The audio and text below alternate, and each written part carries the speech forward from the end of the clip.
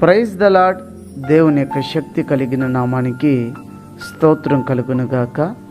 ఈరోజు దేవుని యొక్క వాగ్దానము విలాప వాక్యములు 3వ అధ్యాయము 25వ వచనము.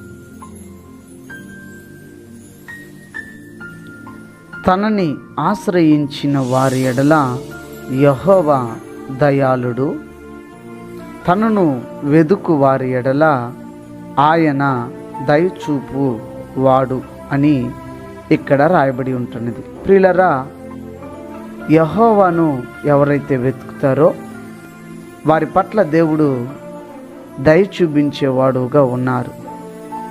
ఆయన్ని మనం వెతకాలి. ఉదయకాలం లేగానే ప్రార్థన చేయాలి, స్తోత్రం చేయాలి. మన అవసరతను బట్టి మాత్రమే కాదు, ఆయన్ని మనం స్తుతించాలి. దేవదూతలు ఎలాగైతే పరిశుద్ధుడు పరిశుద్ధుడు అని స్తుతిస్తూ ఉన్నారో అలాగన మనము కూడా ఆయన్ని స్తుతించాలి.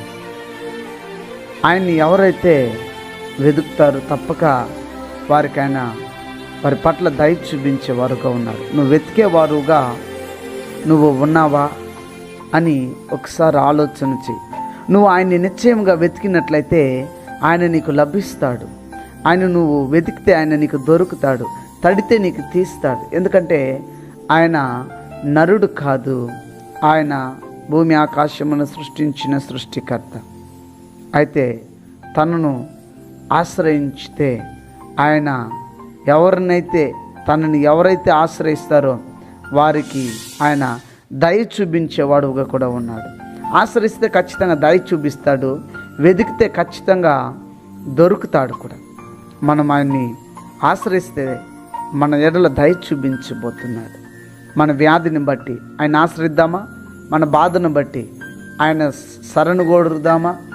మన యొక్క కష్ట నష్టాన్ని దుఃఖాన్ని బట్టి ఆయన ఎప్పుడైతే వేడుకుంటామో మన పట్ల ఆయన దయ చూపించేవాడుగా ఉన్నాడు. ఈ మనుషులు మన పట్ల జాలి దయ చూపించకపోయినా దేవాతి దేవుడు నీ పట్ల జాలి దయను చూపించి నడిపించబోతున్నాడు. గనుక ఆయన యొక్క దయను నువ్వు పొంది, ఆయన యొక్క కృపను నువ్వు పొంది ఆయన ఆశ్రయిస్తే ఆయన నీ మీద దయ చూపించడానికి ఆయన సిద్ధంగా ఉన్నాడు. విశ్వసించి ప్రార్థన చేద్దామా? ప్రార్థన. ప్రేమ స్వరూపి, కనికరం కృప కలిగిన దేవా, నీ కృపకు కనికరతకు దయకు స్తోత్రం. మీరెంత నమ్మదగిన వాడు, మర్చిపోవడానికి నిజతే కాదు. ఈ సమయంలో ప్రత్యేకించి మేము ప్రార్థన చేస్తున్నాం. నేను ఎవరైతే ఆశ్రయిస్తారో వారి పట్ల మీరు దయ చూపిస్తారని, తనను ఎందరైతే వెతుకుతారో వారికి మీరు మేలు చేస్తారని రాయబడిన వాక్యాన్ని మేము ధ్యానించుకున్నాం. దేవాతి దేవుడు, నేను ఆశ్రయించే మనసు, నిన్ను వెతికే ఆ హృదయం మాకు దయచేయండి.